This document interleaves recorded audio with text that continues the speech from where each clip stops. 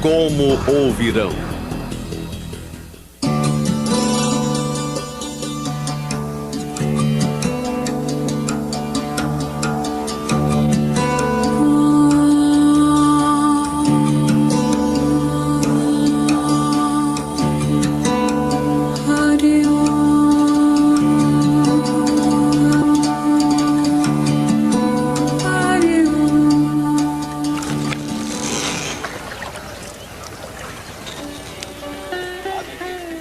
Uma civilização sem igual no planeta. Assim é a Índia. Um país com uma variedade de cultura e de povos fascinante. Este país, que guarda há séculos os encantos e mistérios do Oriente, atrai pesquisadores, místicos e turistas do mundo inteiro.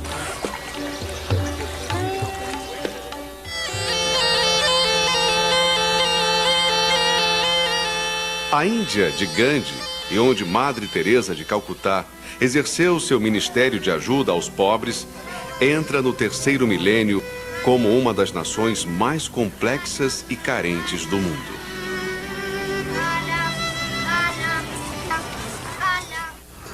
Localizada no sul da Ásia, a Índia é quase 3 vezes menor que o Brasil em extensão, mas tem uma população de mais de 1 bilhão de habitantes, que hoje representa 16% da população mundial.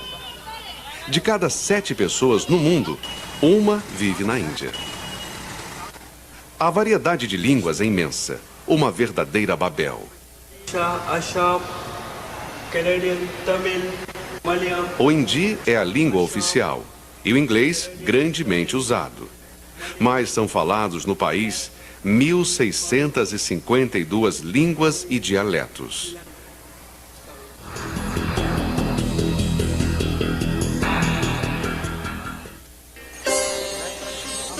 A Índia é um país milenar. Segundo a tradição, o apóstolo Tomé chegou à Índia no 52 depois de Cristo. Estabeleceu várias igrejas e morreu martirizado em Madras, no sul do país. No ano 1500 a.C., a Índia foi invadida pelos arianos e sob esse domínio surgiu o sistema de castas.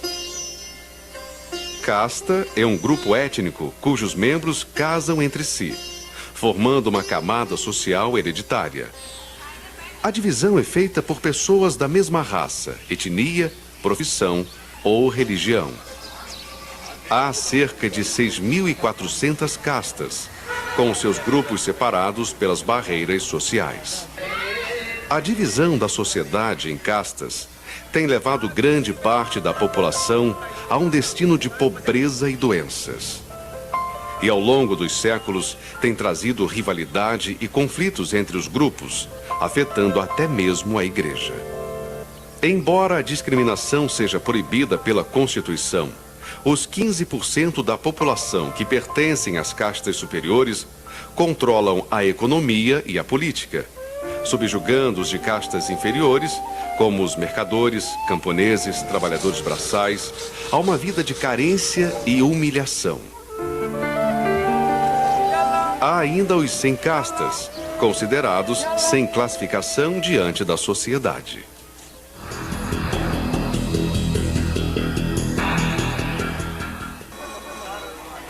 O hinduísmo existe há 4.000 anos e 80% da população indiana pratica seus ritos. Um sistema religioso de 330 milhões de deuses que inclui filosofia e rituais como banhos, oferendas, peregrinações, sacrifícios de animais, adivinhações, feitiçarias, obras, além de outras práticas.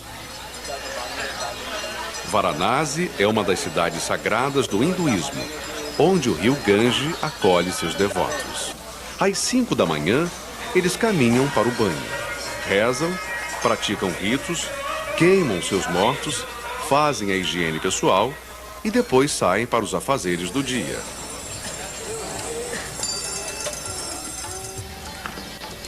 Várias vezes por ano, há festivais, quando milhares de pessoas mergulham nas águas para os banhos de purificação.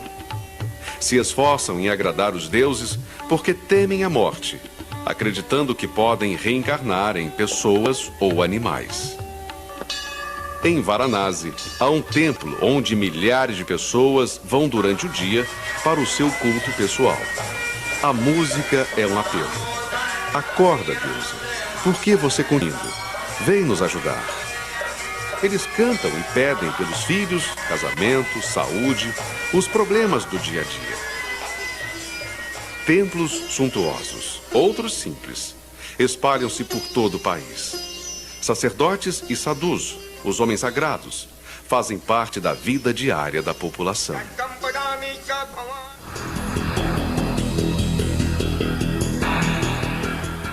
A Índia fabrica computadores, softwares, calculadoras, mas a maioria do povo ainda vive uma vida simples, nas áreas rurais, espalhada em mais de 600 mil vilas.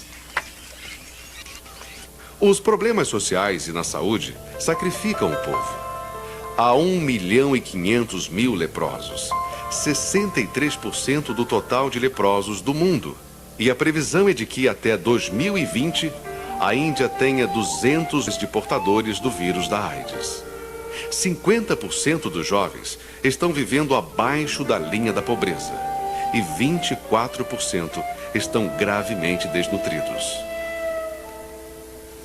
As crianças representam uma grande preocupação para governos e ONGs.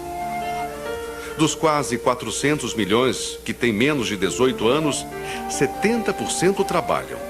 10% trabalham para saldar dívidas de família. 13% são sem teto. E 2% são crianças de rua, sem família. Segundo o UNICEF, a pobreza absoluta atinge 57% das crianças. Há mais de 500 mil crianças de Bangladesh e Nepal que são vendidas para a prostituição. Há um déficit de 40 milhões de meninas por causa do assassinato de fetos femininos. Em Calcutá, mais da metade da população vive em favelas. E mais de 1 milhão de pessoas moram nas ruas. 1/3 da população indiana vive com menos de $1 por dia.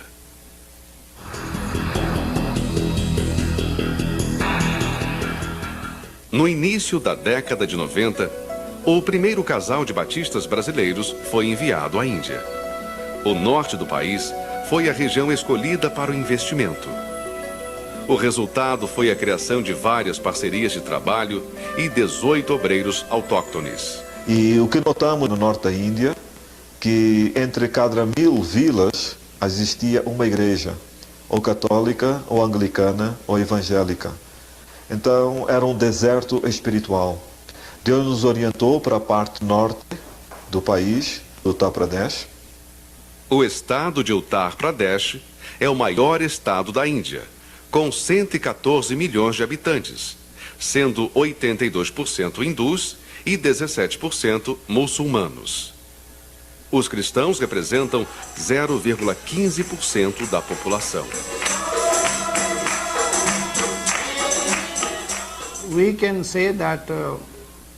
Podemos dizer que este é o lugar mais obscuro da face da Terra. Aqui, muitos ídolos são adorados, além de haver muitas outras coisas que são totalmente contrárias ao Evangelho. Por isso, ainda temos muito a fazer neste estado para que as pessoas que vivem na escuridão possam ver a maravilhosa luz de Jesus. O interessante é que a maioria dos vilarejos que concentram religiões diferentes está localizada no estado de Uttar Pradesh. De norte a sul, o estado está imerso em trevas. Há muitos lugares que ainda não foram onde as pessoas precisam ouvir o Evangelho para serem salvas. Hoje, o governo está bastante rígido com relação às atividades cristãs, por causa das muitas conversões que estão acontecendo. E isto tem sido uma preocupação para a comunidade cristã. O governo tem impedido que recebamos ajudas de outros países do mundo. Apesar disso, louvamos a Deus, que tem feito grandes coisas em nosso meio, suprindo todas as nossas necessidades.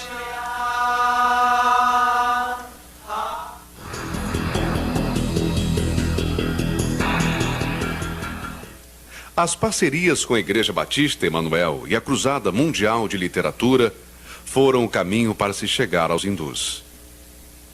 Em 1993, iniciamos uma parceria com a Junta de Missões Mundiais e começamos a trabalhar em 2 distritos. E em 2000, completamos essa parceria.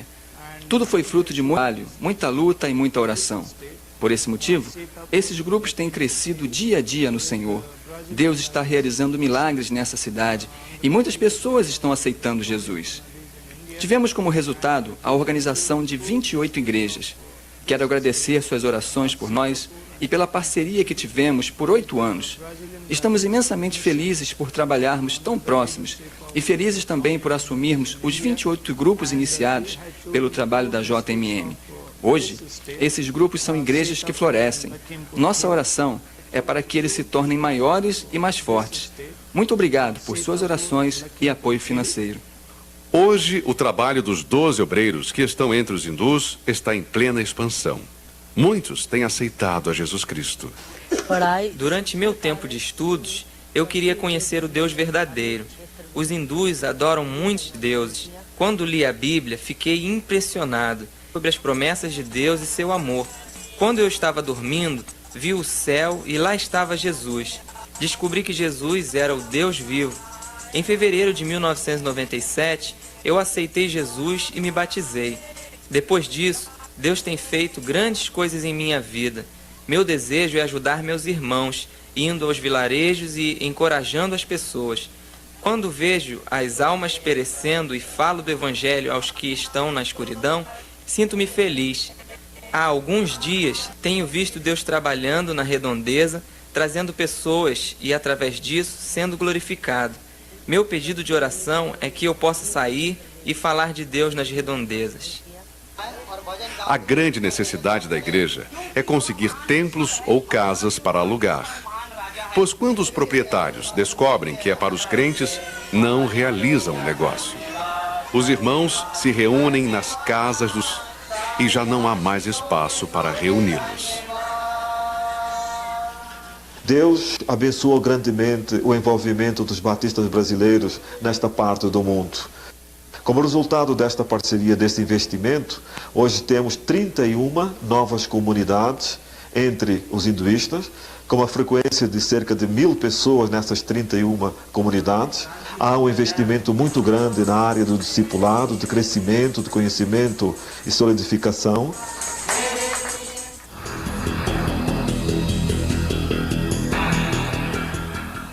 Outro alvo do trabalho das igrejas da Convenção Batista Brasileira era alcançar os grupos tribais. Os grupos tribais na Índia, que são cerca de 15% da população. E houve uma parceria entre a Junta de Missões Mundiais e a Igreja Batista de Mizoram, no estado de Andhra Pradesh, de onde resultou a evangelização daquele grupo, os Zapatanes, e o resultado final foi a plantação de 4 novas igrejas. Foi um trabalho, então, muito proveitoso.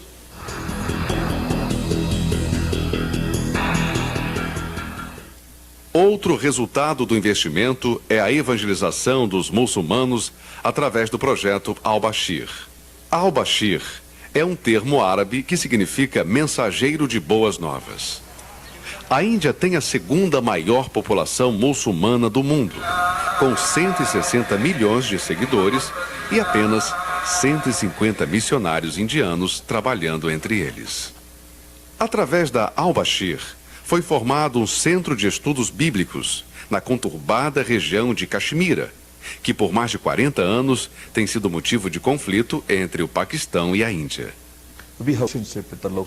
Nós temos um bom relacionamento com os muçulmanos e estamos realizando o trabalho no local onde 100% das pessoas são muçulmanas.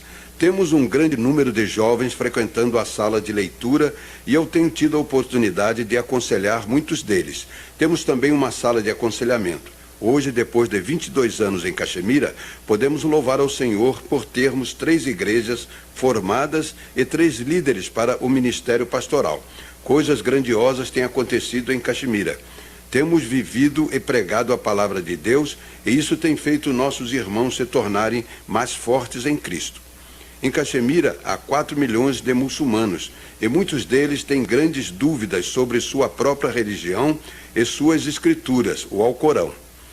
Na fronteira com Bangladesh, um dos distritos mais subdesenvolvidos da Índia e onde 85% da população é muçulmana, temos também 3 igrejas onde funcionam filiais da nossa escola por correspondência. Nosso projeto é tornar essas igrejas autossustentáveis.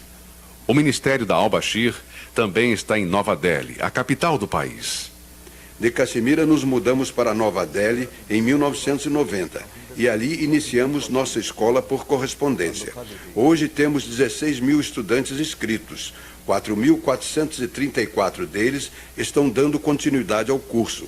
Deus tem nos abençoado com uma ótima receptividade por parte dos muçulmanos.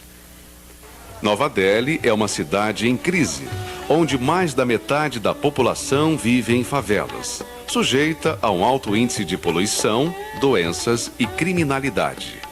Também em Nova Delhi, o Ministério da Al-Bashir criou o projeto Tabita, que tem levado esperança de vida a mulheres e crianças. Quando viemos para Nova Delhi, vimos as pessoas vivendo nas favelas, pessoas muito pobres, sem nenhum trabalho. E quando decidimos ajudar essas mulheres, vimos que 85% delas eram muçulmanas. E as mulheres muçulmanas não têm nenhuma renda. Assim, decidimos fazer alguma coisa por essas mulheres e então iniciamos o projeto ali. Começamos com um pequeno centro e pensamos que se essas mulheres fossem treinadas em corte e costura, elas poderiam ganhar seu pão e viver dignamente. Temos também um centro Tabita na fronteira com o país de Bangladesh, onde estamos realizando um trabalho com mulheres prostitutas, numa comunidade também de muçulmanos. Ali temos um centro de corte e costura e um centro de alfabetização. Cerca de 25 meninas por ano estão sendo treinadas em corte e costura e agora sabem ler e escrever. Antes, as mulheres falavam que não havia ninguém para cuidar delas e que todos as desprezavam. Agora, elas estão felizes, ganhando a vida através da costura e vivendo com mais dignidade. Hoje são 465 mulheres treinadas em corte e costura, que com seu certificado conseguem obter uma renda. A saúde era outra área carente entre as mulheres muçulmanas de Nova Delhi. As mulheres e as crianças na comunidade muçulmana sofrem muito, por isso decidimos organizar um centro de saúde. Nós temos mensalmente um programa de ensino sobre saúde, ensinando as mães a cuidarem de seus filhos, no período de gravidez, que tipo de alimento devem comer, como cuidarem de si mesmas. Isso tem trazido grande benefício para elas. O evangelismo entre muçulmanos não pode ser feito direta e leva tempo. Primeiro de tudo, precisamos fazer amizade com elas. Estamos sempre ali para ajudá-las, para descobrir suas necessidades e seus problemas. No início, não utilizamos nenhum material para evangelizar.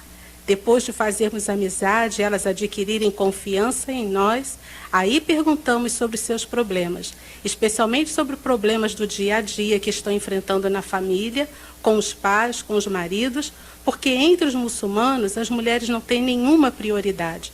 E começamos pouco a pouco a lidar com seus problemas, mostrando como Deus pode ajudá-las. Nosso projeto Tabita para mulheres e crianças precisa de médicos e de enfermeiras, de equipamentos de laboratório, equipamentos dentários e de equipamentos médicos. Precisamos das suas orações também, pois evangelizar mulheres muçulmanas não é uma tarefa fácil. Precisamos do Espírito Santo vendo no meio delas. A sua oração pode mudar essa situação, pode transformar muitas vidas.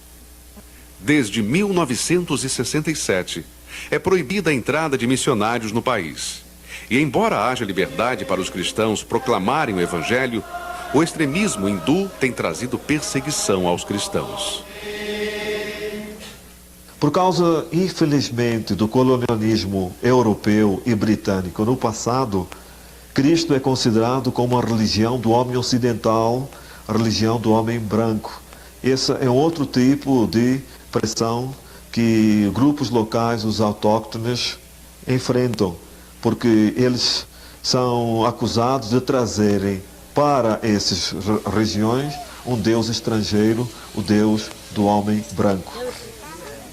O trabalho iniciado pelas igrejas batistas brasileiras em 1992 termina sua fase de consolidação em 2004. O objetivo é que os grupos se tornem autossustentáveis, autopropagáveis e autogovernáveis. Os novos cristãos, esses 1000, estão agora frequentando, estão sendo discipulados, sendo fortalecidos no Senhor, no conhecimento da palavra, na oração, recebendo habilidades para poderem testemunhar dessa salvação àqueles que estão ao seu redor, para que Cristo também possa ser conhecido por outros. Há uma necessidade gritante, urgente, de nós termos um terreno bem amplo, onde se possa ter uma sede, um local para treinamento de novos líderes, onde se possa realizar cursos de alfabetização, reforço escolar e programas de desenvolvimento social. Um outro aspecto muito importante no plano de consolidação é o treinamento de novos líderes para esses trabalhos. Precisamos de 60 novos líderes dentro desses aí. 32 já estão no processo, estão sendo treinados, mas precisamos de mais 30. Gostaríamos que vocês também nos ajudassem em oração e intercessão, porque é rogando ao Senhor da Seara que Ele vai mandar trabalhadores para a sua grande seara. Anualmente, a Al-Bashir promove treinamento para despertar pastores e líderes para a evangelização de muçulmanos. Através da parceria com a Junta de Missões Mundiais, a Igreja Indiana teve sua visão expandida. Essa parceria veio no momento certo, unindo forças com a Al-Bashir. Quando olho para trás e vejo a situação hoje na Índia, louvo a Deus por ter nos unido para ministrar a Indiana e as missões daqui. Hoje podemos constatar muitas mudanças nas igrejas com relação à sua atitude para com os muçulmanos. Tudo isso graças aos 10 anos de parceria e do constante trabalho com os muçulmanos. Como, pois, invocarão aquele em quem não creram? E como crerão naquele de quem não ouviram falar? E como ouvirão se não há quem pregue? Romanos 10, 14.